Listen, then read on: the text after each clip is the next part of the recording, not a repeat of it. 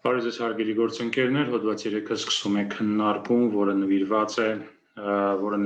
է տնտեսության եւ դրա միաժամանակ խնդիրներին, տարեվերջը եւ մենք փորձել ենք ամփոփել մի կողմից ինչ իրավիճակ ունենք մենք տարեվերջյան տարվա կտրվածքով տնտեսության մեջ, որը ենթարկվեց այս տարվա ընթացքում երկու մեծ հիմնական շոկերի, դա առաջին հերթին իհարկե կորոնավիրուսի համավարակներ եւ ժամանակագրական առումով եւ երկրորդը արդեն պատերազմների պատերազմում պարտությունը եւ դրա հետևանքները, որը որ դեռևս պետք է զգա տնտեսությունը, Հայաստանի տնտեսությունը, ինչպես նաեւ այս ընթացքում տեսնում ենք դրամի արժեզրկման միտում, որը ըստ տնտեսական բլոկի իշխանությունների հավաստիացումների տնտեսական ֆունդամենտալ խնդիրներով չի պայմանավորված, այլ պայմանավորված է անորոշություններով, այլ կերպ ասած քաղաքական իրավիճակով, ներքաղաքական իրավիճակով։ Մենք փորձենք հասկանալ այս հիմնական խնդիրները մեր ուրեմն բանախոսների հետ, մեր թեման դրամի արժեզրկում եւ տնտեսական դաշտի խնդիրներն են եւ մեր բանախոսներն են Տիգրան Ջրբաշյան, Ամերիկա խորհրդատվական ընկերության տնօրեն, քիչ հետո մեզ կմիանա Ատոմ Մարգարյանը, Ինովացիոն եւ ինստիտուցիոնալ հետազոտությունների կենտրոնի ղեկավար տնտեսագետ, Հայկ Ասպանյանը տնտեսագետ եւ Վահագն Խաչատրյանը տնտեսագետ։ Շնորհակալ եմ հարգելի գործընկերներ մեզ միանալու համար։ Պարոն Ջրբաշյան, ես խնդրեմ 3-4 րոպեի ընթացքում ընդհանուր ամփոփեք ինչ իրավիճակ ունենք տարեվերջյան կտրվածքով մենք տնտեսությունում, ինչ հիմնական խնդիրներ ունենք, որ մենք դեռ զգալու ենք եւ ինչու է ըստ այդմ նաեւ արժեզրկվում դրամը։ Խնդրեմ։ Բարև ձեզ բոլորին, շատ շնորհակալ եմ նմանատիպ հանդիպում տենց ներկայացուցչական փորձագետներով կազմակերպելու համար։ Տարեվերջի մեր իրավիճակը, ինչպես արդեն նշեցիք, երկու հիմնական ֆակտորներով էր պայմանավորված, իհարկե ամենամեծ ազդեցությունը դա մեր պատերազմն էր եւ համապատասխան արդյունքը, մեր պարտությունը պատերազմում եւ դրանից բխող բոլոր հետևանքները եւ իհարկե այդ ամեն ինչը իրականացավ կորոնավիրուսի պանդեմիայի ֆոնի վրա, որը իրեն նույնպես լուրջ ազդեցություն ունի։ Մեր գնահատականներով տարին մենք փակենք 8.5-ից 9.2-9.3%-ի անկման պայմաններում, սակայն իմ համապատասխանաբար կարծում եմ բավական լուրջ անկում կլինի ներմուծման ոլորտում, մանավանդ հաշվի առնելով, որ անցյալ տարի 4-րդ եռամսյակը պայմանավորված էր մեծ աճով ներմուծման ավտոմեքենաների հետ կապված, բավական լուրջ աճ էր անցյալ տարի, այս տարի այդ ֆենոմենը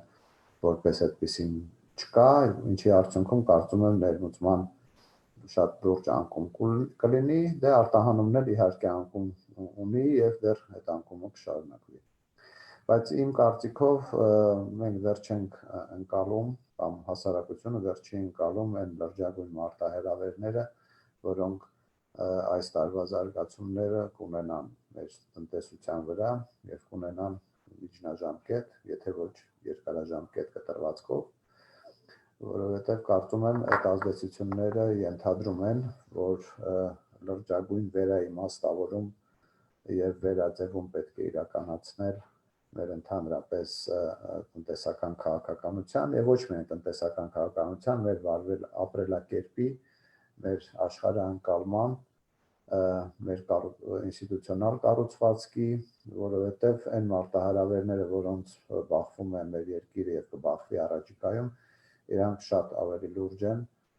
քան մենք երևի թե կարող ենք պատկերացնենք նա տերմին կա ռուսերեն են ասում են իդեալնի շտորմ, այ մենք այդ իդեալնի շտորմի պայմաններում ենք, որովհետև որևէ մի ոլորտ, որտեղ մենք չենք ունենալու լրջագույն ճգնաժամ, մենք չունենք այս պահին։ Որպես նշեմ հապանցիկ այդ հիմնական իմ կարծիքով մարտահրավերները, որից անցնեմ ձեր անպատասխան հարցի պատասխանին, որը իմ կարծիքով նաև կբացատրի իմ դիրքորոշումը արտարժույթի փոխարժեքի տվյալ պահի փոփոխությունների եւ սպասվելիք փոփոխությունների հետ, որովհետեւ կարծում եմ այդ բոլոր մարտահրավերներն են, որ պետք է ազդեն այդ ամենի վրա։ Առաջնային մարտահրավերը որպես տնտեսության զարգացման պոտենցիալի տեսակետից ես կարծում եմ դա մարդկային կապիտալն է, որը առանց այս իրավիճակի էլ գտնվում էր շատ ծայրաստիճան քրիտիկական իրավիճակում, հաշվի առնելով այն դեմոգրաֆիական փոսը, որով անցնում է մեր երկիրը անցյալ տարվանից սկսված, որը պայմանավորվում է աշխատաշուկա մտնող երիտասարդ սերունդի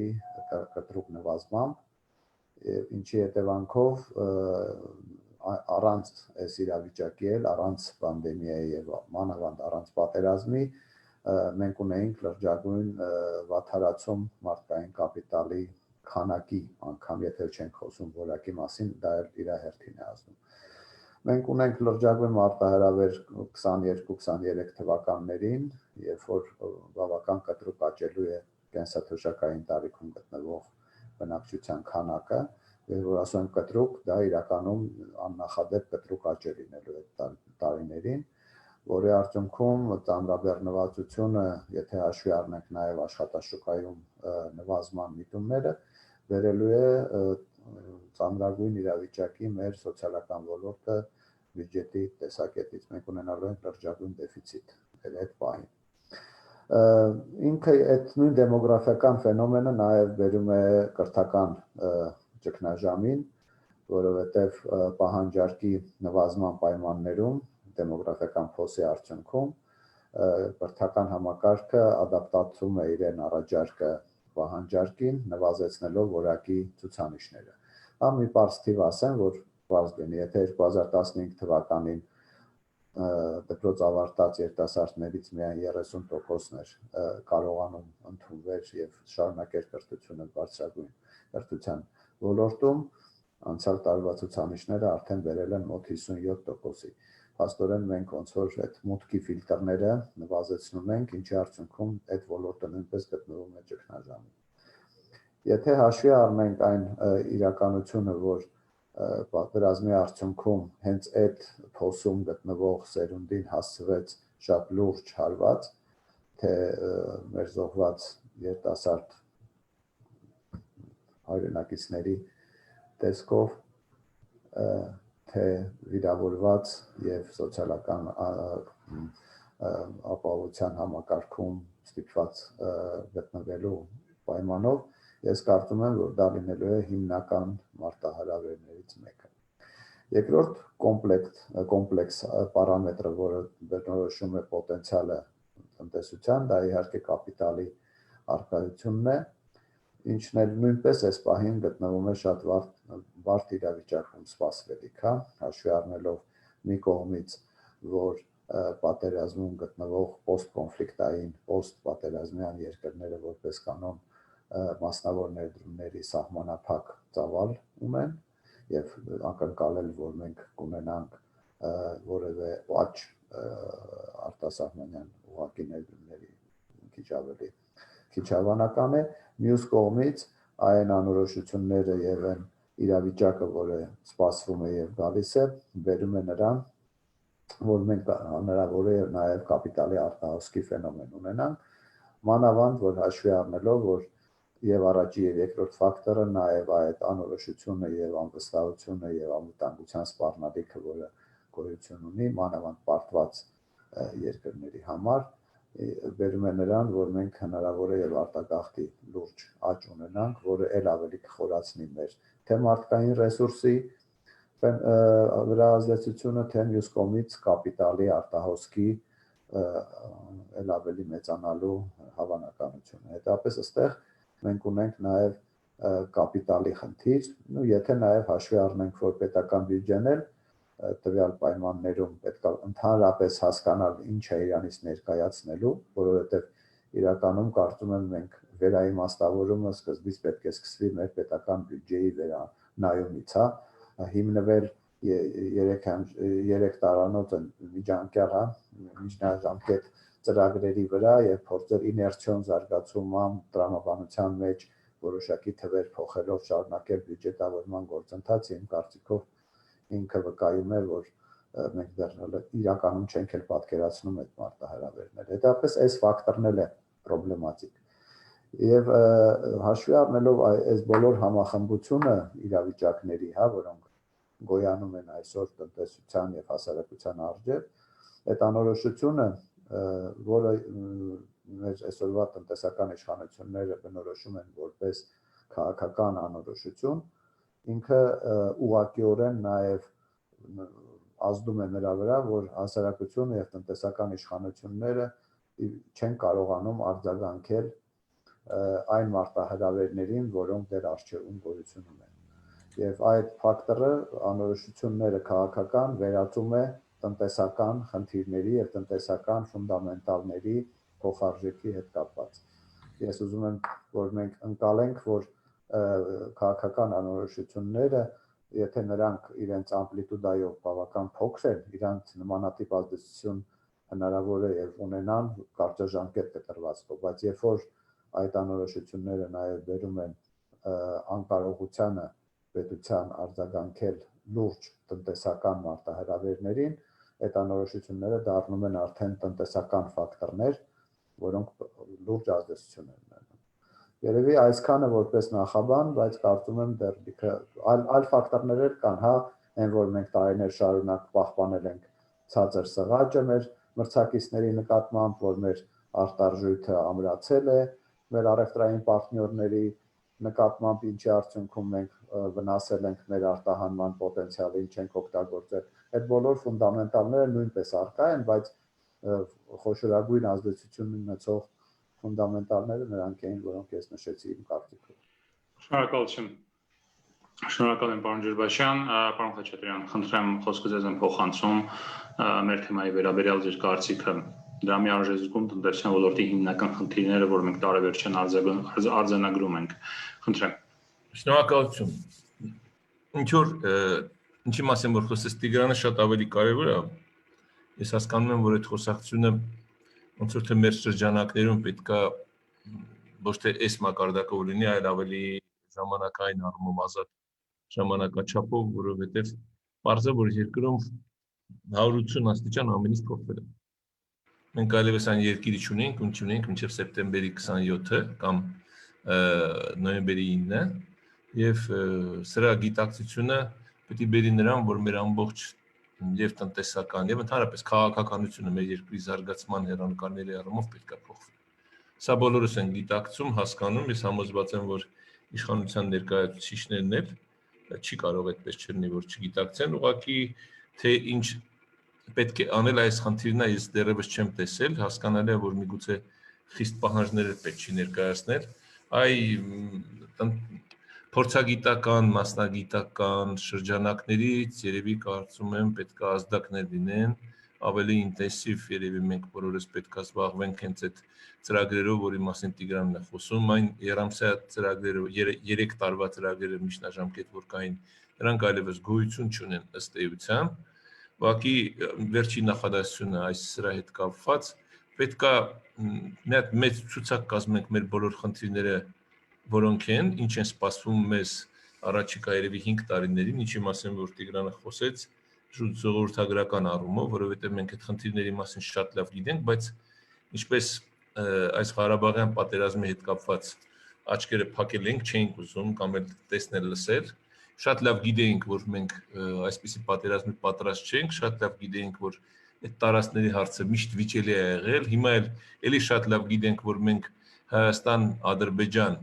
ունենք սահմանային խնդիրներ, բայց գիտեք ինչ կա, բոլորիս երևի եւ առավելևս իշխանությանը ձեռ էր տալիս ինչ որ այլ ձևով ապրել։ Մենք սրա իրավունքը չունենք, սա ընդհանուր միթ է։ Ինչ վերաբերում է ստեղծված իրավիճակին, ինչ վերաբերում է հատկապես ներ մոտ այսպես մեծ քննարկումներ առաջացած դրամի արժեզրկմանը, ինչ էինք ուզում որ լիներ։ Ուզում ենք ոչ մի բան չփոխվեր մեր կյանքում, այս պատերազմը եղել է, այս ամեն ինչը եղել է, ուզում ենք մի բան էլ ամեն ինչ մնա նույնը։ Սա շատ էլի նույն ձևի է, գիտեք, էլի այդ նույն տրամաբանության մեջ է։ Այսինքն պատերազմը եղել, այդքան կորուստ ենք ունեցել, ի վերջո պարտվել ենք, ու մեր կյանքում ոչ մի բան չփոխվի։ Բայց զուտ մասնագիտական երբ որ նայում եք ինչ է տեղի ունեցել եւ հետեւում եք նաեւ միջազգային իրադարձություններին, այսպես էլ պետք է լիներ։ Այսինքն Այն գործոնները, որոնք պետք է ազդեին հենց արժեզրկմանը, արկային համաշխարհային տենդենս այդպեսի կար, դե մերն էլ ավելացրած ներքին, ինչի մասին որ Տիգրանը խոսեց, եւ տնտեսական աճի բացակայությունը, եւ պետական բյուջեի մուտքերի խնդիրները, եւ դրսից հիմնական նաեւ ներդրումների պակասը, այս կորոնավիրուսով պայմանավորված նաեւ տնտեսական խնդիրները, առևտրական կապերը, այս ամեն ինչը պիտի բերեր այսպեսի մի իրավիճակի։ Հիմա ուրիշ է թե ինչպես է արձագանքում կենտրոնական բանկը, որովհետեւ այն քաղաքականությունը, որ տարիներ շարունակ տարվել էր, որի մասին Տիգրանն ասեց, հատկապես ցածր ինֆլյացիա, կայուն կուրս, իրեն չէր կարող արդարացնել, դրա մասին շատ ենք խոսել, որովհետեւ զրկում էր հենց տնտեսական աճի գաղափարախոսությանը։ Երկրում տնտեսական աճին էր խանգարում, բայց դե էլի նույն ձևի, ավելի լավ էր սենս լիներ, առանց ռիսկերի ինչ որ մի քիչ էլ ստիպողաբար տնտեսությանը այս պարամետրերի մեջ աշխատեցնեինք, քան թե մի քիչ գնայինք ռիսկի, ասենք ինֆլյացիան ներ մոտավորապես 3.4-4.5%, դրա արդյունքում դրա արժեզրկումը թող լիներ, ասենք 5%, որովհետև իրականում մենք մրցունակությունը կորցնում ենք եւ Եվրասիական տնտեսական միության երկրներում, տեսնում եք ինչ էր կատարվում ռուսական ռուբլու հետ կամ Բելարուսի կամ Ղազախստանի կամ նույն Qırğızstani արժույթների հետ, բայց մենք էլի նույն սկզբունքներ, քանի որ կա այս վիճակը, եկեք սրանից ինչքան որ կա օգուտները քաղենք, հետո վաղ ինչ կլինի գլուխը քար։ Հիմա այդ վաղը եկել է։ Այդ վաղը եկել է նաև հաշվի առնելով համաշխարհային տենդենսները, ես նկատի ունեմ հիմնականում բարենային ապրանքների աննախադեպ գների աճ, հուլիս ամսվանից սկսած մինչ այսօր ըստ էության FAO-ի կողմից հաշվարկված բարենամթերքի համաշխարհային միջին ինդեքս կա։ Ես նոր այդ թվերն էի նայում, այնտեղ 5.4% հուլիսին, հետո օգոստոսին, հոկտեմբերին մի քիչ նվազել է 2 քանի տոկոս, բայց պարզ է, որ եթե Ռուսաստանում աննախադեպ կառավարությունը միջոցներ է ձեռք առնում, արդեն սկսում է գներ կարգավորել, երկու գոնե ապրանքատեսակի գնով 100 եւ 1 Z, որովհետեւ մեկը 65% աճ է, մեկը 20 քանի տոկոս, դուք տեսեք ինչի է հասնում, այսինքն շուկայական տնտեսական պայմաններում արդեն վերևից կառավարչական կամ վարչակառավարչական այդ եղանակով հրամանով ասում են վերջ, այսքան գնից ավելի պիտի չլինի։ Հիմա մտածում են թե ոնց պիտի ապահովեն, բայց սա չի կարևոր։ Ռուսաստանը այդ լծակը ունի, ինքը կարող է շաքարավազի շուկայում էր, այդ շուկաներում ինչ որ գործիքներ օգտագործել, մենք չենք կարող։ Եվ այդ պայմաններում հաշվի առնելով նաև այն սպասվող խնդիրները, որ կա եկող տարի, հաշվի առնելով նաև մեր բյուջետային խնդիրները, հաշվի առնելով նաև մեր արտաքին պահուստները, որոնք դեռևս բավականին նորմալ վիճակում են գտնվում, բայց համենայն դեպս արտարժութային շուկայում չէր կարող այսպիսի իրավիճակ չառաջանալ։ Եվ հիմա սա այդ բայց մի ուրիշ խնդիր է առաջացնում։ Երևի Տիգրանը լավ տեղյակ է, ովքեր որ բանկային համակարգի հետ մի քիչ առողջություն են ունենում, պատճառը այստեղ եղել է ոչ թե այսպես ասեմ փոքր խաղացողները, պատճառը դա չեն եղել, այդ տնտեսության մեջ մեծ խաղացողներն են եղել,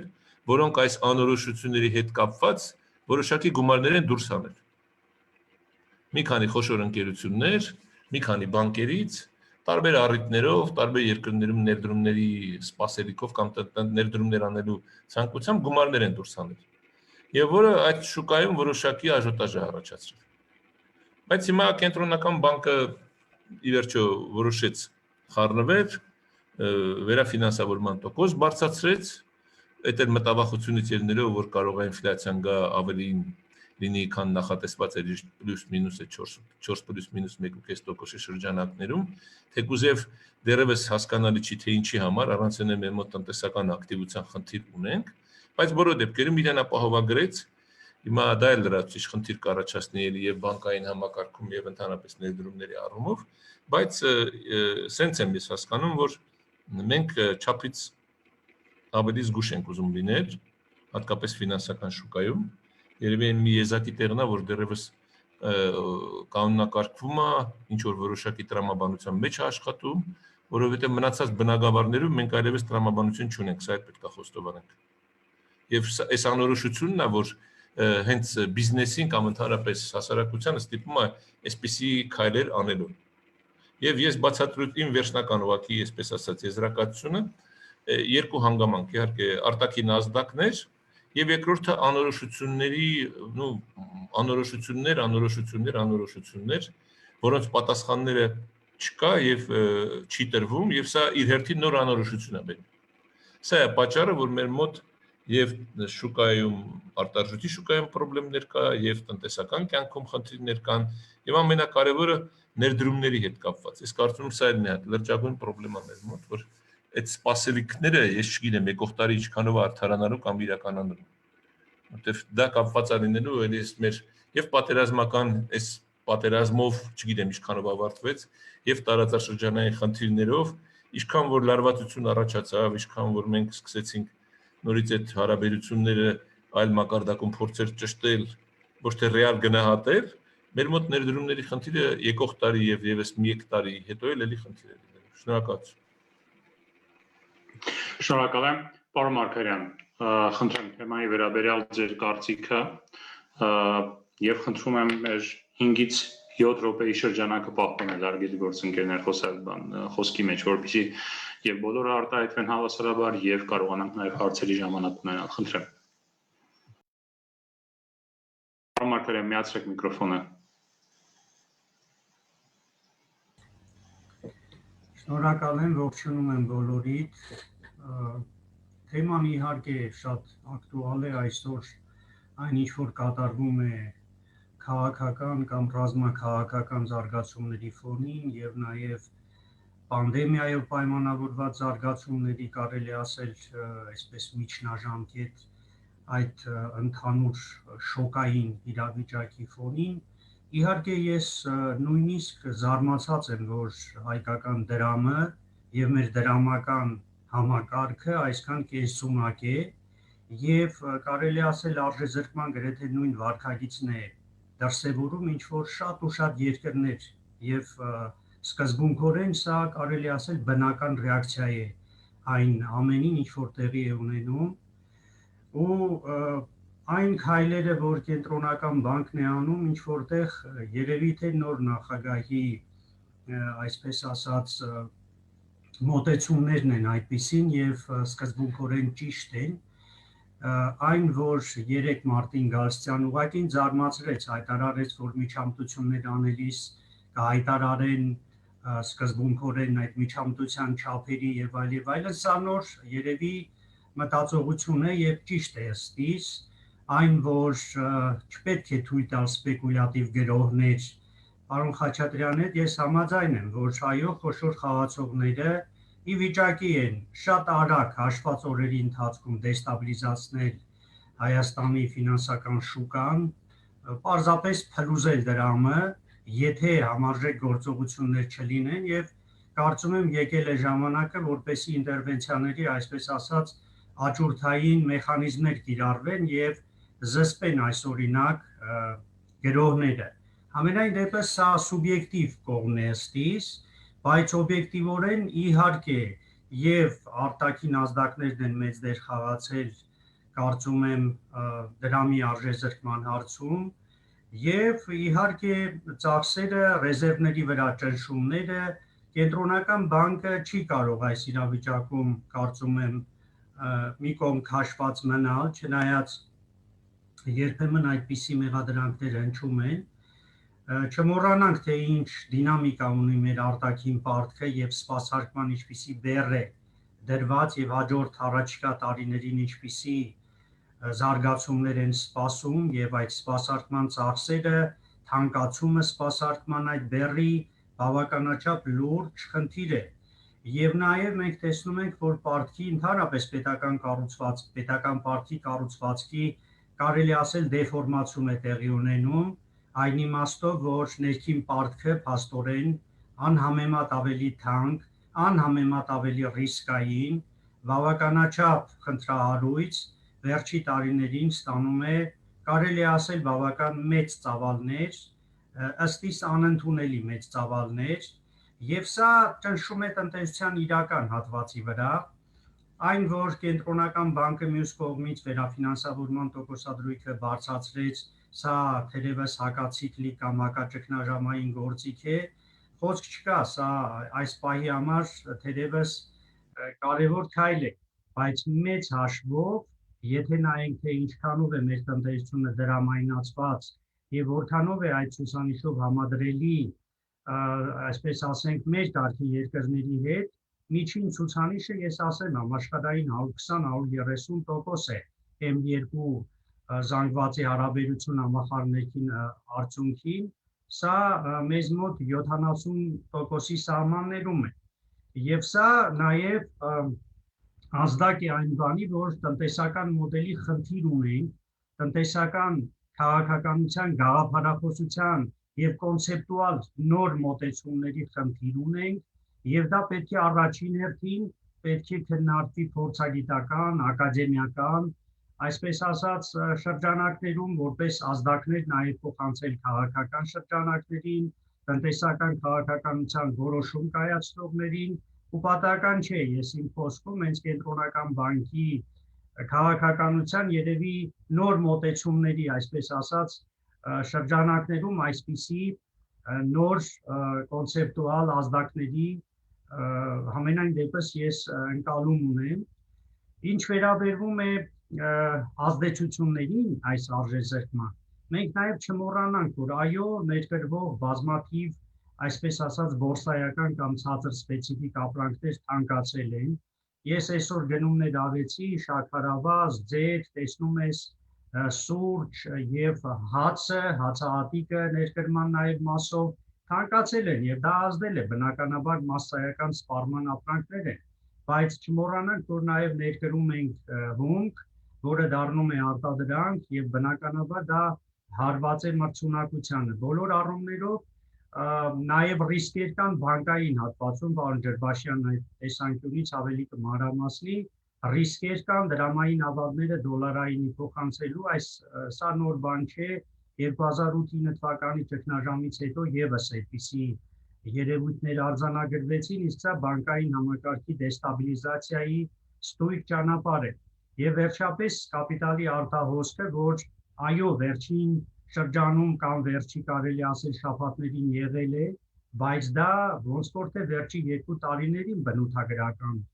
երևույթ է եւ մեկ վերջի փոքր հարց ասպեկտ կապված քաղաքական զարգացումների ազդեցությունների հետ։ Գաղտնիք չէ, որ այսօր իշխանության ձգտում են խոշոր կապիտալի տերերը։ Ես ուղղակի բաց ու պարզ ասեմ, եւ հնարավոր է այո ռիսկեր նաեւ այդ հատվածից շուկաները դեստաբիլիզացնելու եւ կարծում եմ թե կառավարությունը եւ թե կենտրոնական բանկը ուղղակի պետք է ուշադիր լինեն այս հարցում, թույլ չտան ամենայն դեպս այդպիսի ազդեցություններ, միջամտություններ։ Եվ վերջապես վերջի, այսպես ասած, դիտարկումը մենք տեսնում ենք, որ այդ հակակոռուպցիոն օրակարգ կոչվածը շատ խնդրահարույց է ընթացել գոնե այս վերջի 2 տարիներին։ Մեծ հաշվով, եթե տեսությանը նայենք, կոռուպցիան գին է, շատ բարձր գին է եւ ցածր գնաճի դիմաց վճարվող գին է։ Համենայն դեպս էվոլյուցիոն տնտեսագիտական ժամանակակից մոդեռն կոնցեպցիաների շրջանակներում այդպիսի հիմնավորումներ կան։ Եթե դուք, այսպես ասած, ռեսուրսները պահում եք դեֆիցիտային վիճակում, իսկ պայքար է ընթանում բնական է ռեսուրսների համար, եւ եթե այն բիզնեսները, որոնք նորարարական են, որոնք սկսնակ են եւ պատրաստ են հանձնառել ավելի բարձր ռիսկեր, որոնք ավելի հեռանկարային են եւ պատրաստ են ավելի թանկ վճարել, մտնել ավելի բարձր տոկոսների տակ, կոպիտ ասած, դուք ուղղակի զրկում եք այդպիսի հնարավորություններից, ծաղկում եք կոռուպցիան, մարդիկ ձգտում են այդ ռեսուրսները ձեռք բերել այլևայլ ճանապարհներով, որոնցից մեկն էլ այո, եւ կոռուպցիան է եւ բռնությունն է, իսկ մեր տասնամյակների պատմությունը ըստ երևույթին կարելի ասել այդ պրիզմայով լրիվ անցնում է ու տրամաբանորեն հիմնավորվում է։ Առայժմ այսքանը իմ գործընկերների համբերությունը չարաշահել, ընթացքում կտեսնենք, շնորհակալ եմ։ Շնորհակալ եմ, պարոն Մարգարյան, պարոն Ֆանյան, խոսքը ձեզ եմ փոխանցում, խնդրեմ թեմայի վերաբերյալ ձեր կարծիքը։ Միացրեք միկրոֆոնը, պարոն Ֆանյան։ Նախ թույլ տվեք ամփոփել այս տարին, վերջում նոր կանդրադառնամ դրամի շուկայում տեղի ունեցող զարգացումներին։ Պետք է նշել, որ այս տարի իրոք շատ մարտահրավերային էր մեր տնտեսության համար, նախ COVID-19-ով պայմանավորված, հետո նաև դա զուգորդվեց պատերազմական իրավիճակով։ Պետք է նշել, որ առաջի 3 երամսյակների կտրվածքով մեր մոտ Նայի անկումը մոտավորապես կազմել է 7.1% եւ ակնկալվում է, որ մինչեւ տարեվերջ այդ ցուցանիշը կհասնի 8.5% միջակայքում։ Ինչ վերաբերում է պատերազմի ազդեցությունը, ըստ էության մենք ունեցանք COVID-ի ազդեցություն մեր տնտեսության վրա, որոշակի փորձեցինք հարմարվել արդեն 3-րդ երամսյակում, սակայն սկսած 4-րդ երամսյակից պատերազմի աշխուժացումը խաղաքարտերը ոչ տնտեսական խաղացողների մոտ փոխեց, սակայն ըստ էության մենք պատերազմի ազդեցությունը դեռ լիարժեք չենք զգացել եւ ավելի շատ դա զգալու ենք սկսած մյուս տարվանից եւ հաջորդ տարի եւս։ Ըստ էության նաեւ համատելով դա ներքաղաքական զարգացումների հետ կարող ենք նշել, որ մենք թեւակողել ենք վստահության ճգնաժամի փուլ եւ առաջիկա մի քանի տարիները բնորոշվելու են դրանով։ COVID օրինակ ես բերեմ մի քանի ցուցանիշներ եւ փորձենք դա հասկանալ, օրինակ հիմնական միջոցների համախառն կուտակումը 2020 թվականի առաջին 3 երամսյակներում եղել է 13.8%, համեմատության համար դա նախորդ տարի կազմել էր 17%։ Մենք որպես կանոն մեր հարևան երկրների համեմատ եւ վերին միջին եկամտային խմբի երկրների համեմատ մեր հիմնական միջոցների համախառն կուտակումը բավականին ցածր է եղել, այսինքն խոսքը ներդրումների մասին է գնում, որը հետագայում կարող է տնտեսական աճի հիմքեր ապահովել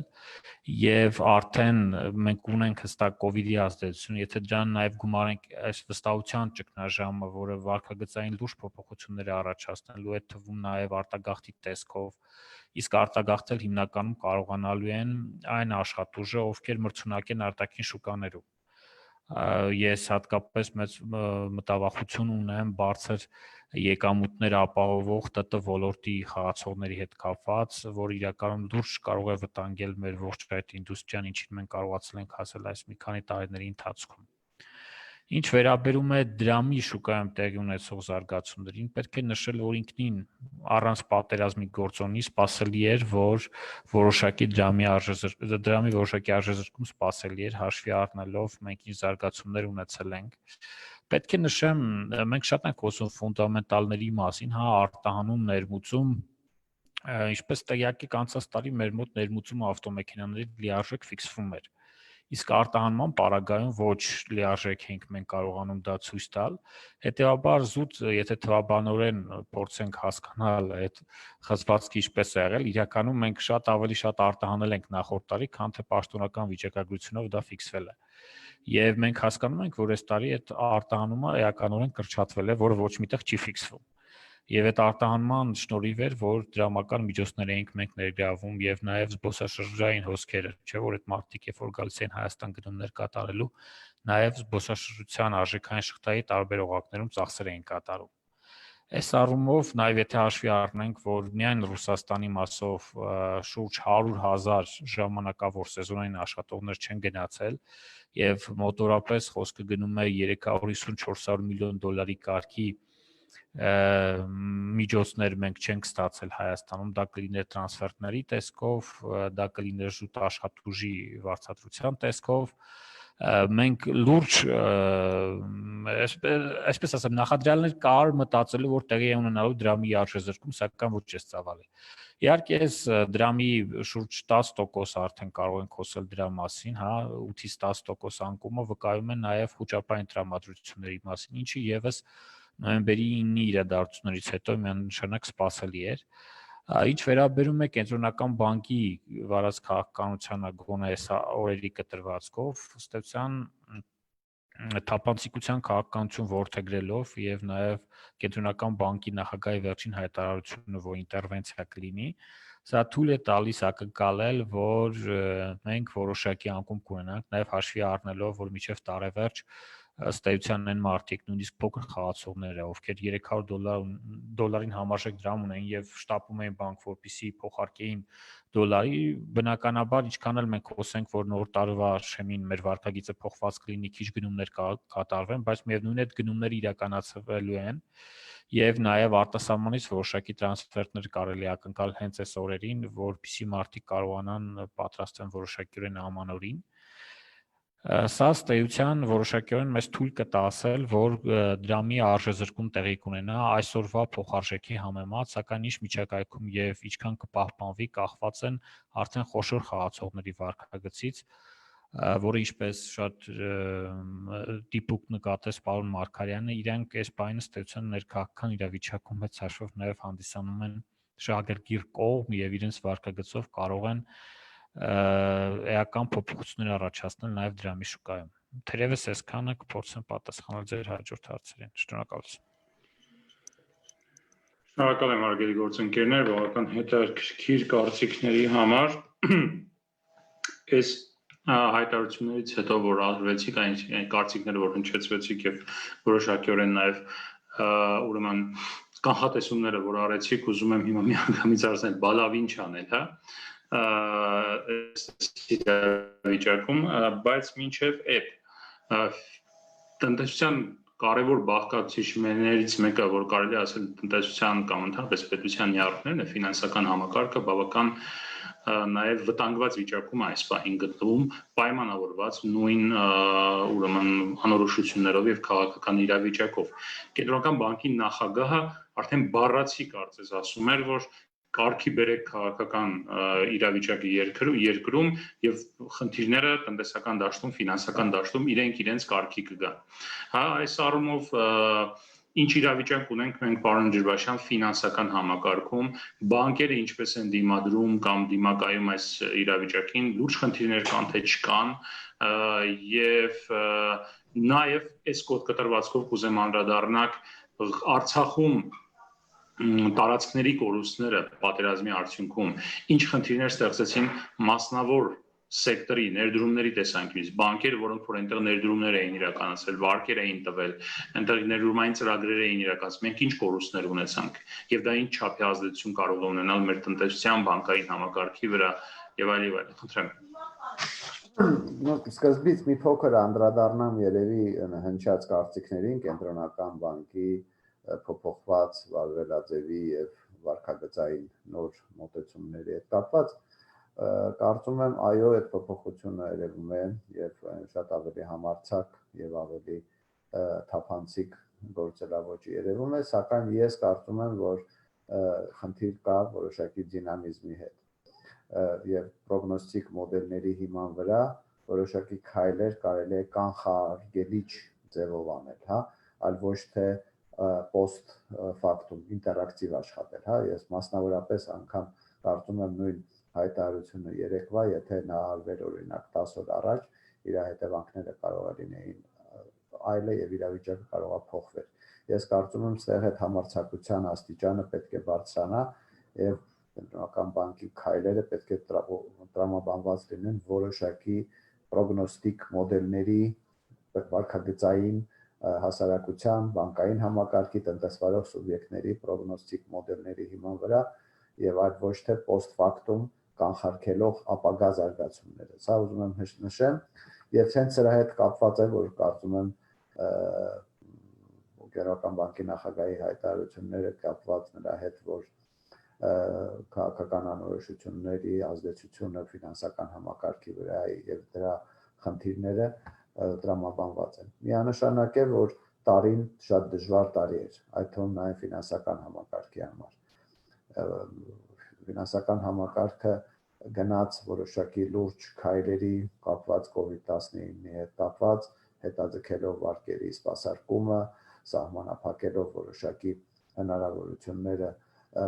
տալով հնարավորություններ մարդկանց ավելի հեշտ անցնել այս պայմանները, միաժամանակ տնտեսական ակտիվության անկումը չէր կարող չբերել նաև վարկային ռեսուրսների պահանջարկի կտրվածքին։ Այդ ամեն ինչը ոնց որ թե ուղղորդվում էր որոշակի հստակ կենտրոնական բանկի կողմից վարվող մեղմացող քաղաքականության, որովհետև միջև այս վերջի փոփոխությունները կենտրոնական բանկը ընդլայնողական քաղաքականություն էր իրականացնում, փորձում էր կանգնել բանկային համակարգի, ֆինանսական համակարգի տնտեսության կողքին անցնելու համար այս կոവിഡային պանդեմիայի իրավիճակը։ Այսօր ես կարծում եմ, այստեղ փոփոխությունը, որը կատարվեց երեկվա վիճակով, հստակ ազդակներ են նրա մասին, որ կենտրոնական բանկը գնահատում է, որ մենք ունենք որոշակի ճգնաժամային իրավիճակ տնտեսությունում, արդեն ես ասեցի եւ լրիվ համաձայն եմ ելույթ ունեցողների հետ, որը պայմանավորված է առաջին հերթին վստահության ճգնաժամի հետ կապված դեպի ապագա, վստահության ճգնաժամի հետ դեպի ներքին սուբյեկտների միջև եւ սա լուրջ ազդեցություն կունենա նաեւ այդ հակաճգնաժամային միջոցառումներին, որոնք կենտրոնական բանկի կողմից կլինեն ֆինանսական համակարգի ներքո։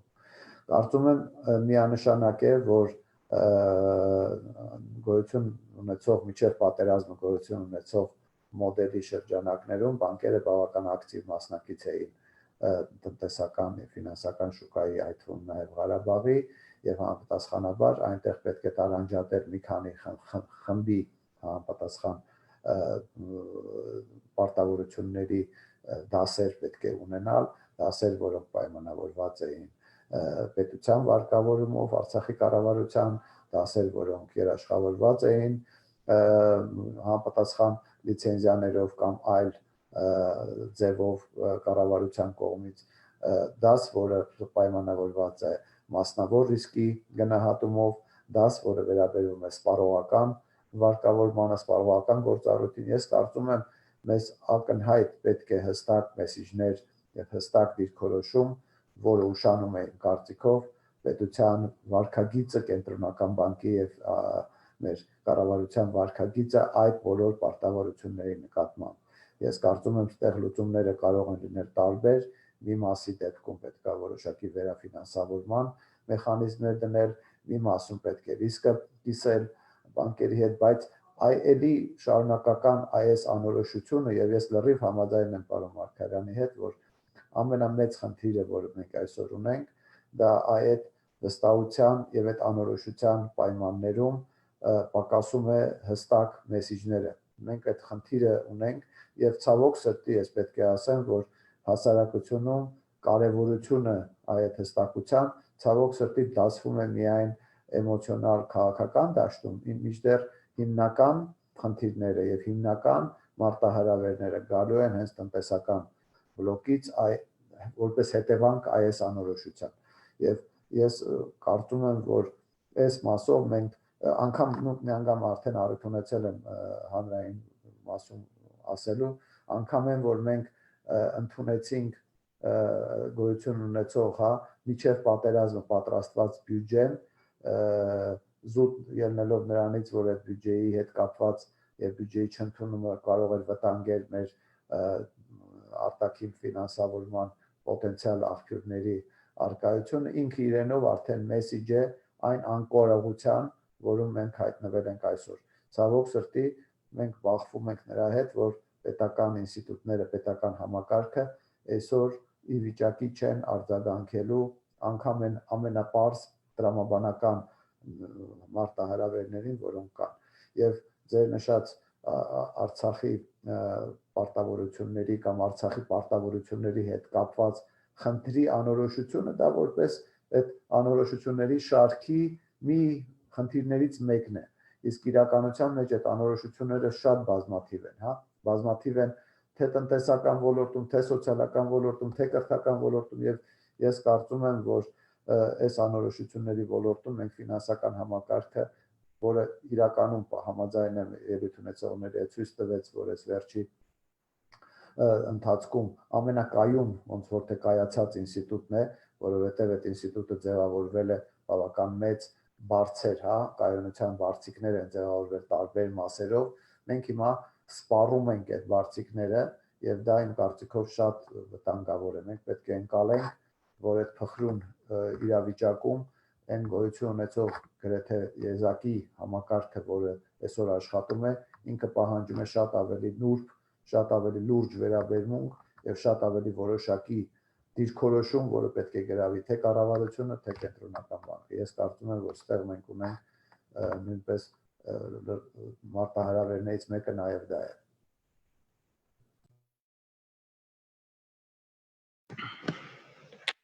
Շնորհակալություն, պարոն Ջրվաշյան։ Նույն հարցի վերաբերյալ խնդրեմ պարոն Մարգարյան։ Շնորհակալ եմ։ Իհարկե միշտ քննադատելը հեշտ է, այսպես ուղղակի ասեմ, բանկային համակարգը միշտ ընդունված է եղել, որ մեր տնտեսական համակարգի ամենակայացած ու կենսունակ հատվածներից է եւ դա ճիշտ է։ Ինչու է այդպես, որովհետեւ ամեն ինչ, այսպես ասած, գրեթե ամեն ինչ ճնշման ընկած է եղել բանկերի վրա, որպես ֆինանսական ինստիտուտների, որպես կապիտալի ակումուլացման ու բաշխման ինստիտուտների, իսկ մյուս խոշոր թևը կամ ոտքը, եթե կուզեք, ֆինանսական համակարգի կապիտալի, հատկապես կորպորատիվ կապիտալի շուկան, թեր զարգացած է պահվել, մշտապես եղել է, այսպես ասած, երկրորդական, երրորդական դերում, եւ եթե նայենք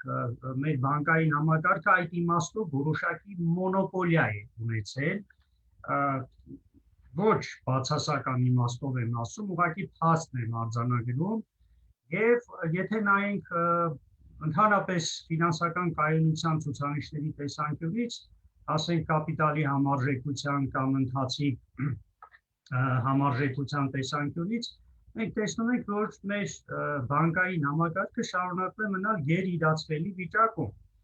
Այն նորմատիվները, որոնք նույնիսկ Բազել 3-ով են սահմանված, մեզանում զգալիորեն ավելի, այսպես ասած, ապահով վիճակում է պահվել, համենայն դեպս կենտրոնական բանկի քաղաքականությունն այդպիսին է եղել։ Խնդիր չկա, դա հետևանք է իմ ասած այդ առաջի գործոնի։ Կապիտալը պետք է հնարավորություն ունենա այլընտրանքային փողովակներով տեղաբաշխվելու եւ դա նաեւ փողի գինն իջեցնելու, ներդրումների գինը, ներդրումների հատույցը ավելացնելու հնարավորություն է։ Տասնամյակներ շարունակ փաստորեն այս խնդիրը անտեսվել է միտումնավոր թե ոչ միտումնավոր դնենք մի կողմ քաղաքական պատճառներով, խմբային կլանային պատճառներով, սա է եղել մեր տնտեսական այսպես ասած քաղաքականության մեյնսթրիմը եւ դա եղել է ենթադրենք Հայաստանի միջազգային դոնորների նրանց քաղաքականության այսպես ասած նորմատիվ կոնցեպտների շրջանակներում էլի էական չէ եւ նաեւ խնդիր կա այսպես ասենք զարգացման սեգմենտը ապահովելու բանկային համակարգը կոնսերվատիվ համակարգ է ռիսկային վենչուրային պրոյեկտներ ֆինանսավորելու, այդտեղ ուղղակի մասնակցելու եւ այլն տեսանկյունից դա խրախուսվող երևույթ չէ եւ դա միջազգային պրակտիկայում ընդունված երևույթ է եւ հետեւաբար եթե նայենք հեռանկարին ինչ պետք է անել իհարկե բանկերը պետք է շարունակեն իրենց կոնսոլիդացման կապիտալի խոշորացման ռեսուրսների մատչելիության եւ ապահովման եւ դիվերսիֆիկացման քաղաքականությունը կարգավորողը պետք է այս համատեքստում քայլեր անի բայց ինչ է անում կառավարությունը որպեսզի զարգացնի կապիտալի ֆինանսական համակարգի այդ շուկան արել է իհարկե բայց կառավարությունները հատկապես 2010-ական թվականներից այս կողմ հստակ քայլեր են արել բյուջետային խնդիրները լուծելու նկատի ունեմ կապիտալ ներգրավելու Եվրոբոնդերի համակարգով ենթադրենք Եվրոպարտատոմսերի համակարգով հաջող տեղաբաշխումներ են արվում, փողը ներգրավվում է, արտաքին պարտքը ավելանում է, բայց նաև արտաքին էֆեկտներն էլ շատ լավ աշխատեցվում են, հակերտների մեջ ասեմ, կապիտալը մասնավոր շուկայից դուրս մղելով, որտեղ մեր խաղացողներից շատ-շատեր, այդ որ նաև խոշոր խաղողները, ներդրողները, եւ նաև բարեբախտաբար թե ցավոք ասեմ, նաև խոշոր բանկերից շատերը ներդրումներ են անում եւ այդ ձևով իհարկե դիվերսիֆիկացնում են իրենց պորտֆելը ներդրումներ նաև պետական գանձապետական պարտատոմսերի մեջ, սա եւս փաստ է։ Մինչդեռ լայն իմաստով բանկերը պետք է դեմքով ուղղված լինեին եւ լինեն դեպի ռեալ սեկտորը, բայց մեր ռեալ սեկտորում արդյոք ունենք այն աշխուժությունը, ես նկատի ունեմ հատկապես բարձր տեխնոլոգիական ավելացված արժեքի մեծ արժեք ստեղծող նախագծերը ներդրումային այ այստեղ է որ խնդիրների մեծ մասը պետք է հասցեագրել կառավարությանը, կառավարություններին հիմա կարծեմ 16-րդ կառավարությունն է աշխատում եւ այն հռչակագրերը որ ասվում էր որ մենք կգանք բարձր տեխնոլոգիական ինովացիոն բնապահպանական ռիսկերի տեսակետից անվտանգ նույնիսկ հանքարդյունաբերություն կստեղծենք եւ այլն, մենք չենք տեսնում այս ամենը։ Երևի թե իրավիճակը, պանդեմիան, նաեւ անփորձությունը բազմաթիվ պատճառներ իրենց դերը խաղացել է եւ նաեւ քաղաքական կարելի ասել պրեսինգը, որը շատ երևի թե աննախադեպ է, ես նկատի ունեմ ընդդիմադիր լրատվամիջոցների, այսպես ասած, զանգվածային ճնշումը եւ հասարակական հանրային կարծիքի ուղղորդում այս պայմաններում շատ դժվար է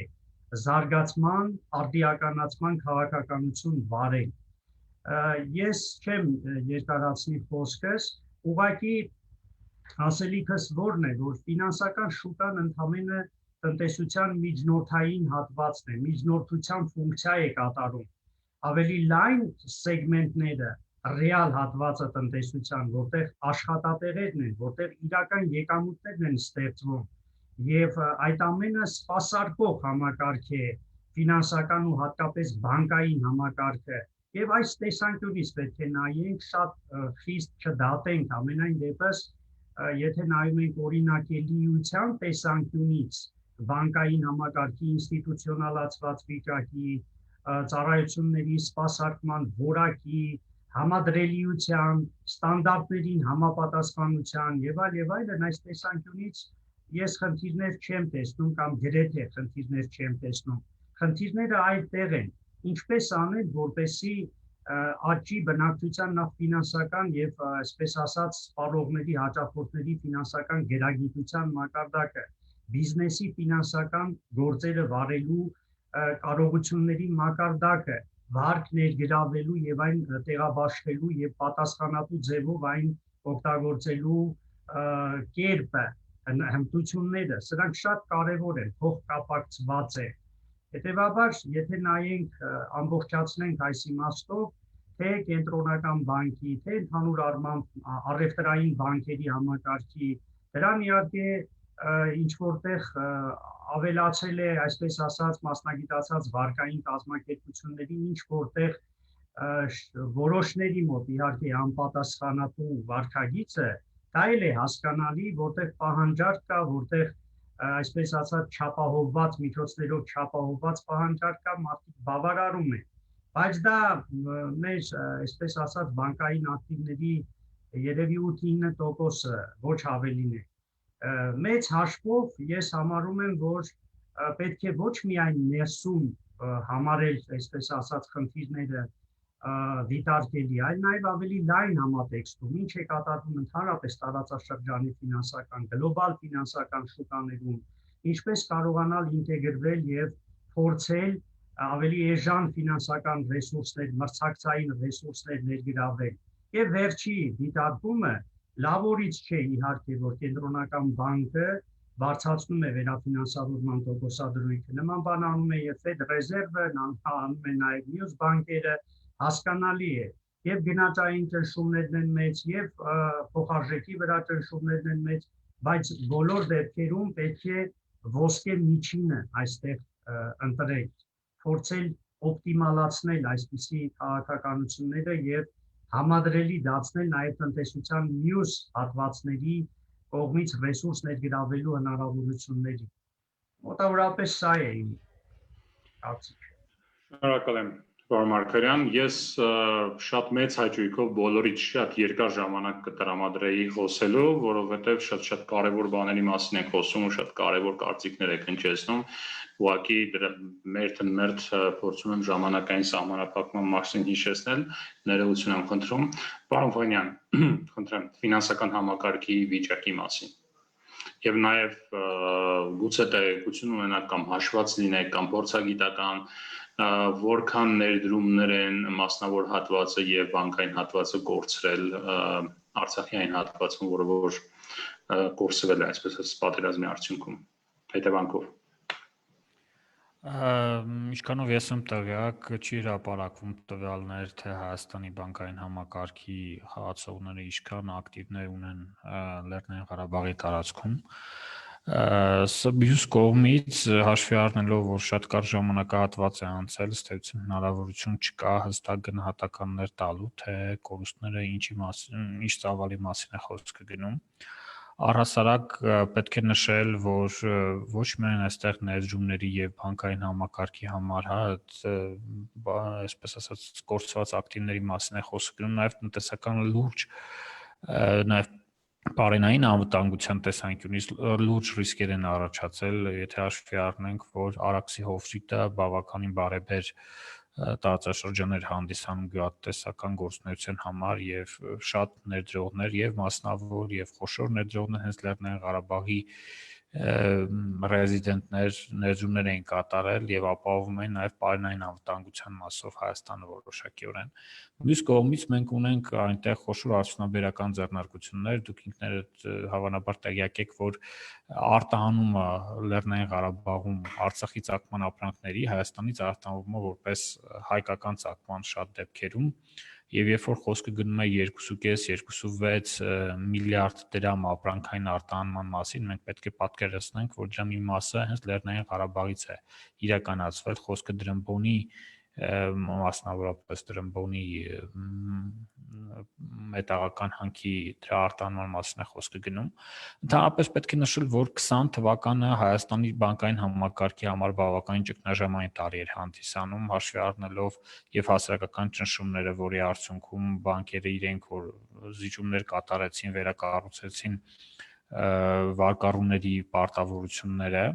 Հստակ գնահատականներ այս բանին ես չունեմ, բայց կարծում եմ սա բավականին խնդրահարույց է լինելու մեր բանկերի համար, քանի որ մենք ինչպես եւ նախկինում գիտենք, որ բանկերը իրենք ունեն ազատ միջոցներ, սակայն չկան տեղաբաշխելու եւ վարկունակ վարկարժան բիզնեսներ, որպեսզի իրենց միջոցները տեղաբաշխեն։ Թերևս այսքանը տեղավորվենք ժամանակի մեջ։ Շնորհակալություն։ Շնորհակալ եմ, պարոն Խաչատրյան, խնդրեմ։ Ես շատ կարճ մի կարևոր հարց կա, կարծում եմ բոլորս էլ այդ հարցին երևի սովորական որպես քաղաքացի են նայում կամ մասնագիտական։ Իմ մոտ մեծ Պարոն Խաչատրյան, խնդրում եմ ուղղակի կամերան, հա, մի քիչ հետ նստեք կամերան, հա։ Խնդիրը ինչ խնդիր եմ տեսնում, մի հատ, որտեղ նայում եմ ընդունված որոշումները ինչպես են ընդունվում, շատ դեպքերում դա էմոցիոնալ ֆոնի վրա է ավելի շուտ այն ինչի մասին, որ նաև Տիգրանը խոսեց, հաշվարկներ չկա, ցավոք սրտի այդ հաշվարկներն նշանում են ու ձեր պատասխաններ, ձեր հարցները որ բարձրացնում եք, այդ հարցի պատասխաններ չունենք, բայց ամենակարևորից անհանգստացնողը, որ էմոցիոնալ ֆոնի վրա որոշումներ են ընդունում, խոսքը վերաբերում է նաև COVID-ի հետ կապված որոշումների։ Մի բան պետք է հասկանանք, որ ցանկացած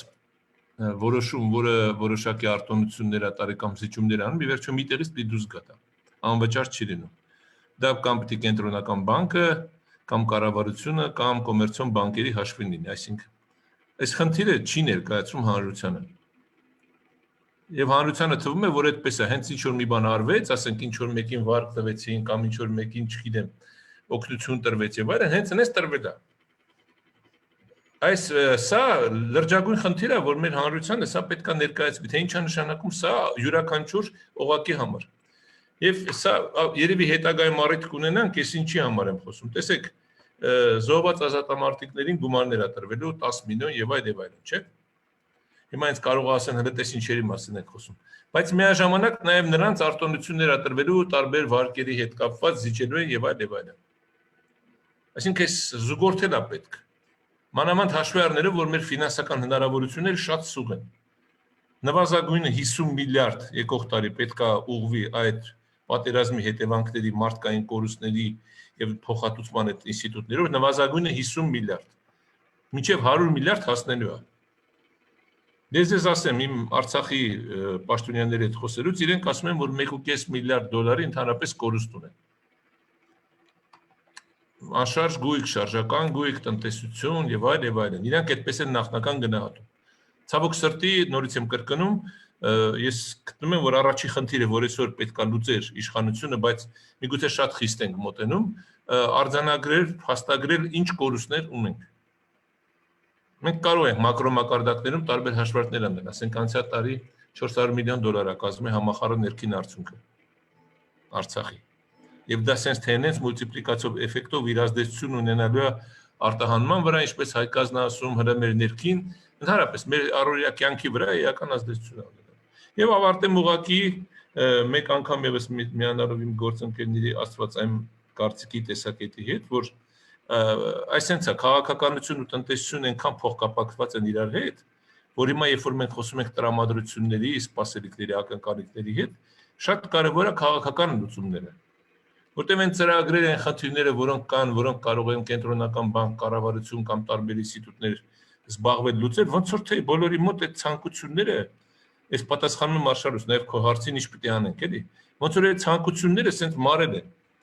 Հիմա բոլորը պիտի կարողանան հասկանալ նույն կենտրոնական բանկը, Տիգրանը շատ ճիշտ է նկատում, պիտի մի շաբաթ առաջ այս Մամուլի ասուլիսը աներ։ Ների ուրիշ իրավիճակ կներ։ Այսինքն եթե հիմա կառավարությունը, պաշտոնյաները բոլոր օղակներում մի քայլ առաջ են անում, նույն այդ սահմանների այդ խնդիրները, չէ՞։ Բոլորս գիտենք, որ այդ խնդիրը լինելու է, կապան, գորիս, կապան, այդ սահմանային խնդիրը լինելու է։ Մի քիչ առաջ ընկնեինք, այդ խնդիրը փոքր շրջանակներում գոնե մարդկանց ովքեր որ կարող են դժգոհություն հայտնել կամ կարող են, ես անվտանգության խնդիրներից եմ ներվում ասում։ Մի քիչ առաջ ընկնեինք, քննարկենք, բացատրենք, որ sense խնդիր կա։ Չէ, թողում են, գալիս է, լինում է, հետո դրանից հետո ցանկացած մեկնաբանություն այլ ընկալում է։ Եվ այս առումով ուղղակի ապագայի համար դա եմ ասում, որ մեր հետագա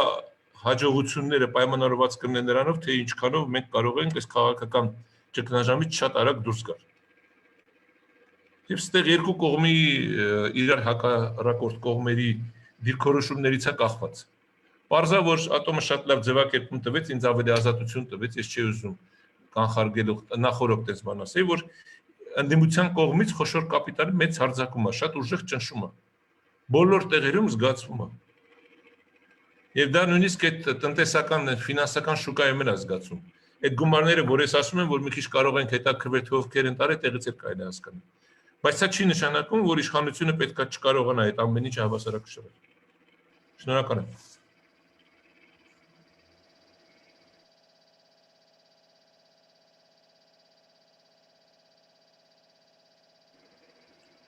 Ձայնը չեմ լսում։ Ձայնը չի լսում, Արշակ ջան։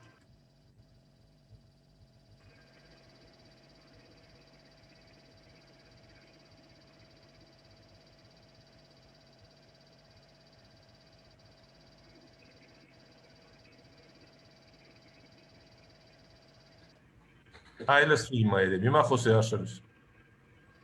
Արշալուս խոսի։ Չէ։ Այ հիմա նորից։ Այ լսվում է, հիմա երևի կլսվի, որտեղ շարժումները լսում ենք։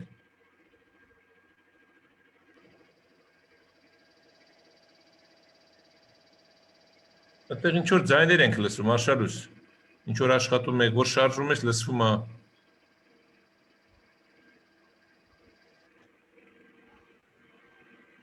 Լսում եք։ Հա։ Շնորհակալություն։ Ներողություն եմ խնդրում տեխնիկական խոտանի համար։ Իհարկե պրոակտիվ տեղեկատվական քաղաքականությունը, ընդհանրապես կոմունիկացիան, դրան նախորդող քայլերը եւ ճիշտ կոմունիկացիան հասարակության հետ, որ շատ կարեւոր է, որովհետեւ այս պայն իշխանությունը պետք է լինի այդ կոմունիկացիայի լոկոմոտիվը եւ առաջ տանողը, ոչ թե ինքը լինի պարզաբանողը, արձագանքողը եւ այլ եւ դա անի շատ ուշացած դանդաղկոտ եղանակներով մի փոքր խառնաշփոթ վիճակում։ Հարգելի գործընկերներ, շնորհակալ եմ քննարկմանը մասնակցելու համար եւ վերջում ինչ անել։ Շատ կարճ խնդրում յուրաքանչյուրդ 1 կամ 2 րոպեի ընթացքում ստեղծված իրավիճակում կառավարությունը ինչ քայլերի պետք է գնա, ընդհանրապես ներդրողները ինչի սպասեն, հա, որն է ամենակարևոր քայլերը, որ պետք է հիմա արվի եւ օր առաջ արվի։ Խնդրեմ Պարոն Ջերբաշյան։ Ես կարծում եմ ամենակարևորի մասին արդեն ասեց Վահագը, ես կարծում եմ շատ կարևոր է լրջագույն արագ ինվենտարիզացիա անել, հասկանալ ինչ է իրավիճակը, ինչ են կորցրել, ինչպիսի այդ կորուստները ինչպիսի ազդեցություններ են ունենալու արտահանման վրա, գյուղատնտեսության վրա, ֆինանսական համակարգի վրա, սոցիալական համակարգի վրա։ Մեծ տեմպով եւ ստարտում ենք ուշացել ենք արդեն այդ ինվենտարիզացիան անելու հետ կապված։ Սա առաջնային խնդիր է։ Երկրորդը մենք պետք է համարձակություն ունենա կառավարությունը հանդես գա նրանով, ասելով, որ գոյություն ունեցող բյուջետային օրենքի շրջանակներում, բյուջետային հոդվածների սահմանափակումների շրջանակներում մենք մեր երկիրը ի վիճակի չի իրականացնել իներցիոն բյուջեն։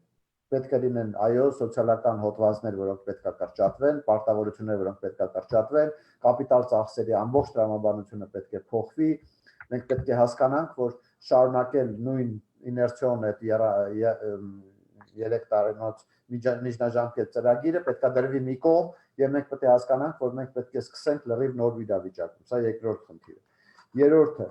ես կարծում եմ այդ բոլոր ազդեցությունները պետք է պրոֆեսիոնալ առումով գնահատվեն։ Պետք է գնահատվի այդ ազդեցությունների հետևանքները եւ դրան մեր հնարավորությունը արձագանքելու։ Պետք է շուտապույտ սկսել բանակցությունները մեր պարտներ երկրների եւ ֆինանսական ինստիտուտների հետ հասկանալու համար մեր հնարավորությունները արտաքին պարտք բարձրացնելու եւ ընդհանրապես պարտքային ռեսուրսներ բարձրացնելու համար, որովհետեւ այդ ամեն ինչը ինչ որ մենք հիմա խոսում ենք, ինքը ծախս է ենթադրում։ Ծախսի մի մասը գալու է բյուջետի վերանայումից, բյուջետի հստակեցումից, բյուջետային ուղղվածության բարձրացումից, մյուս մասը մենք պետք է կարողանանք հասկանանք ով եւ ինչ պայմաններով մեզ պատրաստ է արտաքին ֆինանսավորում տալ։ Իհարկե, այս ամեն ինչի ներքո պետք է լինի գաղափար։ Գաղափար, թե մենք ինչ ենք ուզում անել, ուր ենք գնալու, 3 տարի, 5 տարի հետո ուր ենք գնալու, ինչպիսի տնտեսական համակարգին ենք գնալու, արդյոք մենք գնում ենք այն պրոյեկտով, իմ անձնական կարծիքն է, որ այդ մոբիլիզացիոն պրոյեկտը, մոբիլիզացիան հանուն անվտանգության, տնտեսության մոդեռնիզացիան, ավելացված արժեքի ստացման հնարավորություններ, արտադրողականության աճը մոբիլիզացիոն տնտեսության միջոցով ինքը երևի թե այս պահին գրեթե այլընտրանք չունի, չնայած այլընտրանքներ երևի թե կան, բայց ես կողմնակից եմ նրան, որ մենք հիմա խնդիր ունենք հասարակությանը ներկայացնելու պարզ շիտակ, որ մենք կանգնած ենք լրջագույն մարտահրավերների առաջ, որի համար հասարակությունը պետք է մոբիլիզացվի եւ պատրաստ լինի որոշակի ծախսերի։ Եթե դա մենք չանենք, ցավոք սրտի, ես կարծում եմ մենք ունենանք լրջագույն տնտեսական ճգնաժամ եւ այդ դեպքում անվտանգության ճգնաժամին հետ մեկտեղ մենք ունենանք լրջագույն տնտեսական ֆակտորներ, որոնք ազդելու են մեր տնտեսության վրա։ Հասկանա։ Շնորհակալություն, պարոն Ֆանյան, խնդրեմ։ Ինչ անել։ Միացրեք միկրոֆոնը։ Իրականում ինչքան էլ փորձեն քաղաքականությունից խուսափել, ամեն դեպքում մենք չենք կարող բացառել դրա ազդեցությունը եւ ամենակարևոր ֆակտորը ես կարծում եմ քաղաքական զարգացումների վերաբերյալ որոշակիության մտցնելն է, որը թույլ կտա ոչ միայն կառավարության մակարդակով գործողությունների, այլ նաեւ լայն սեկտորով այդ սպասումները որոշակիորեն,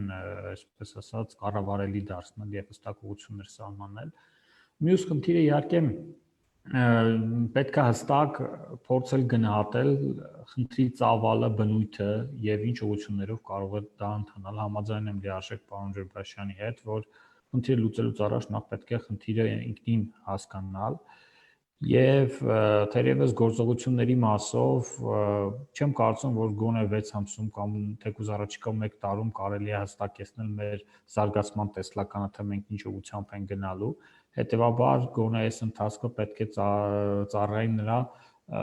որ մենք կարողանանք իրավիճակը պահպանել կառավարելիության շրջանակում, որպես առաջի քայլ դա արտաքին աղբյուրներից միջոցների ներգրավելն է, որը թույլ կտա նաեւ դրամի արժեզրկումը որոշակիորեն զսպել, եթե ռիսկեր ծագեն հնդածս, թերևս այսքանը։ Շնորհակալություն, պարոն Մարգարյան, խնդրեմ։ Ես էլ կարճ ասեմ, համաձայն եմ գործընկերներիս հետ, պետք է իհարկե հաշվել կորուստները, ինվենտարիզացիա, բայց նաև պետք է շարունակել հաշվել այլ բան, որքան է իրական ստվերը, հատկապես ռեսուրսագոյացնող ոլորտներում, ես նկատի ունեմ հանքարդյունաբերության ոլորտը, որքան ռեսուրսներ են շրջանառվում օֆշորներում, ինչն է թաքցված, չեմ ասում թաքցված եղել, եւ այդ ոլորտի նկատմամբ կարծում եմ ընդհանրապես ռեսուրսագոյացնող կամ ես կասեի ռենտագոյացնող, այսպես ասած ոլորտների նկատմամբ արմատական փոփոխություն պետք է արվի առաջի հերթին։ Նկատի ունեմ ընդհանուր մինչև ինստիտուցիոնալ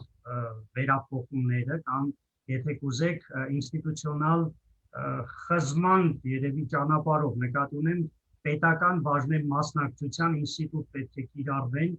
բոլոր մետաղական եւ ոչ մետաղական հանքերի նկատմամբ ինչպես ես այս օրերին գրել էի առաջերտին իհարկե պետք է հաշվել ինչքան հարկեր չեն վճարել դա հեշտ է անել որքան միջոցներ են սպրդել բյուջեից հարկերի այսպես չվճարված հարկերի տեսքով տրանսֆերային գնագոյացման մեխանիզմներով Պարոն Խաչատրյանը շատ ընդհանուր ինտենսիվ զբաղվել եւ զբաղվում է այդ հարցերով եւ գաղտնիք էլ չէ եւ այդքան չվճարված հարկերի մասով մի մասով իհարկե ուղակի բռնագանձելով մյուս մասով պարզապես պետք է բաժնե մասնակցություն 10%, 15%, երկրորդը ես ուղղակի ասում եմ որտեղ այս պահի համար,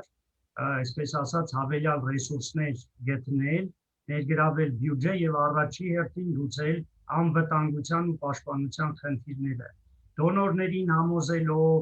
բարկերը դուրս գերելով մի մասը, դա եւս ճանապարհ է, բայց այս պահին առաջինը սա է, երկրորդը կարծում եմ պետք է ֆոնդային, այսպես ասած, ցածր սպეციფიկ ապրանքների ներմուծման մեջ եւս պետական բաժնե մասնակցություն պետք է մտցվի օրենքով, հացահատիկի, շաքարավազի, սուրճի, դիզվառելիքի, բենզինի եւ այլն, նմանօրինակ նմանատիպ բորսայական ապրանքների ներմուծման հարցում պետք է պետությունը որոշակի մասնակցություն ունենա, աչքը այդտեղ պետք է լինի եւ հստակ շրջանառությունները, հոսքերը պետք է ֆիքսվեն։ Այդտեղից հնարավոր է շատ լիբերալ իմ գոլեգաները, այսպես ասած, առարկեն, բայց ես գտնում եմ մեր պետությունը այսօր այնպիսի քրիտիկական վիճակում է, որ այլ ճանապարհ չունի։ Ես թող ինձների պարոն Խաչատրյանը, ես համաձայն չեմ, որ մենք պարտվել ենք, պատերազմը շարունակվում է, այս ճակատամարտը միգուցե հրադադար է, ես համոզված եմ երրորդն է լինելու, թե որ կողմ կգնա այլ հարց է, բայց որ մեր հարևանները անհաշտ իրենց համար ոչինչ չի ավարտվել, նրանք շարունակելու են իրենց օրակարգը, ես դրանում համոզված եմ։ Չորրորդը բնական երրորդ խումբը ես ավարտում եմ, բնական մենաշնորհների ոլորտում վերջապես պետք է կարգ ու կանոն հաստատել, այդտեղ պետք է իրական հոսքերը, իրական ներդրումները, իրական գնագոյացման սխեմաները ճշտվեն, պարզվեն, այդ ոլորտներում պետք է արտաքին աուդիտ, պետք է պարզել իրական եկամուտները եւ վերջապես այդ ռեսուրսները դարձնել հասանելի։ Ես միայն բերեմ, ասենք, մեր բջջային, այսպես թվային ծառայությունների մատուցող ընկերությունների ծառայությունների սակագները, ինչ է, 10-15 տարի նույն սակագներն են, ճիշտ է, ասում են, այսպես ասած, մենք դիվերսիֆիկացնում ենք, զանազանակերտ ենք դարձնում ծառայությունները, դրա համար, այսպես ասած, սակագները չեն իջնում։ Նման բան չի կարող լինել, բայց մենք տեսնում ենք, որ այդտեղ եւս ակնհայտ գերշահույթներ են գոյանում եւ, այսպես ասած, իսկ գերշահույթը ինչպես կարելի է մտցնել ծախսերի տակ, մենք դա լավ գիտենք։ Եվ ես ընդամենը 3, այսպես ասած, ուղղություն նշեցի, բայց ընդհանուր առմամբ կարծում եմ, պետք է մեր պարզապես տնտեսական քաղաքականության գաղափարախոսությունը փոխվի, պետք է զարգացման, այո, ես պարոն Ջրբաշյանի հետ համաձայն եմ, պետք է մի մոբիլիզացիոն տիպի, բարձր տեխնոլոգիական, այսպես ասած, դիվերսիֆիկացված տնտեսություն, այս ռիսկերը, մարտահրավերները մոտավորապես նույնն են, ինչ որ Իսրայելի պետությունն է ժամանակին դիմագրավել եւ մի քանի տասնամյակների ընթացքում բառացիորեն դարձել է աշխարհի ամենազարգացած մրցունակ, պաշտպանունակ եւ այսպես արտահանումների տեսակետից ամենաագրեսիվ պետություններից մեկը եւ մեր այս դժբախտությունների պատճառներից մեկն էլ հենց այդ երկիրն է իր այսպես ասած բարձր տեխնոլոգիական ռազմական հարվածային տեխնիկան եւ տեխնոլոգիաներն են կիրառվել մենք կարող ենք եւ կարծում եմ ավելի այսպես ասած մրցունակը ստեղծել դրա համար պետք է քաղաքականություն դրա համար պետք է քաղաքական կամք դրա համար պետք է ինստիտուցիոնալ լուրջ տրանսֆորմացիա եւ դրա համար իհարկե քաղաքական կոնսենսուս է պետք այսպես ասած դիմակայության պարանը ձգելով ինչ որ այսօր արվում է ենթադրենք իրեն ընդդիմություն հռչակած խումբը, խմբավորումը, ես այլ բառ չեմ գտնում ասելու, ինչ է, այլ ուղղություններ կամ այլ խմբեր, այլ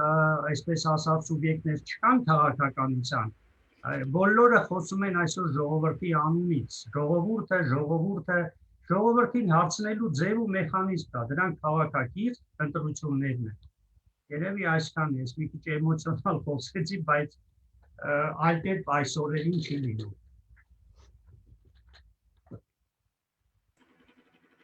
Շնորհակալ եմ, պարոն Խաչատրյան, խնդրեմ եւ ավարտենք քննարկումը։ Այդ էմոցիայից սկսեմ, երևի պետք է այդ էմոցիաներից բոլորս դուրս գանք։ Եվ հատկապես նաև իշխանությունը պետք է իսկապես ոչ թե ձևի համար կամ լոզունգային եմ ասում, այս ներողություն բառի համար, այս մեռելային իրավիճակից դուրս գանք։ Մեկը ինչ որ կա, պետք է կարողանանք տղամարդավարի ընդունենք, հասկանանք, ինչ է տեղի ունեցել եւ վաղվա օրին նայենք այն ինչ որ բոլորդ նշեցիք այդ տրամաբանության շրջանակներում։ Կարծում եմ բոլորս շատ լավ հասկանում ենք, թե մեր երկրում այս տարիների ընթացքում ինչ չի արվել եւ ինչ պետք է արվի։ Հիմա պետք է կարողանանք այդ ինչ պիտի անենք դրան հասնել։ Ուղղակի ես ավելացնելու բան չունեմ, բոլորից ցանկանում եմ, որ մենք մի հատ այնպես ոնց որ ասում են, սթափվենք, իրար թափ տանք ու առաջ նայենք, աշխատենք։ Ուրիշ ոչ մի բան չի փրկելու մեզ։ Ոչ ոք չի գալու մեզ օգնելու, դա էլ հիշենք։ Ու եթե ով որ էլ օգնի, նշանակում է էլի անվճար չի լինում, ինչ որ մի բան ուզելու են։ Ավելի լավ է մենք ինքներս մեր հարցերը փորձենք լուծել։ Շնորհակալություն բոլորին մասնակցելու համար, ինձ էլ այս հնարավորության համար բոլորիդ տեսա, վաղուց չէի տեսել, կարոտել եմ։ Շնորհակալ եմ Արսենոս ջան։ Շնորհակալ եմ հարգելի գործընկերներ, քննարկմանը մասնակցելու համար մենք քննարկեցինք դրամի արժեզրկումը եւ տնտեսության ոլորտի հիմնական խնդիրները հոդված 3-ի հարթակում եւ խոսեցինք շատ ավելի լայն եւ շատ ավելի կարեւոր ու խորհրդային խնդիրների մասին եւ ապագայում մեզ սպասվող հիմնական մարտահրավերների մասին, որի վերաբերյալ շատ կարեւոր է խոսել, ասել եւ որի վերաբերյալ պետք է խորհեն եւ այս պայից ինչ-որ քայլեր իրականացնեն ըստ մեր փորձագետների համապատասխան պատկան մարմինները եւ ինստիտուտները։ Մեր քննարկման բանախոսներն էին Տիգրան Ջրբաշյանը, Վագն Խաչատրյանը, Ատոմ Մարգարյանը եւ Հայկ Ասվանյանը։ Շնորհակալություն ձեզ, մինչ նոր հանդիպում։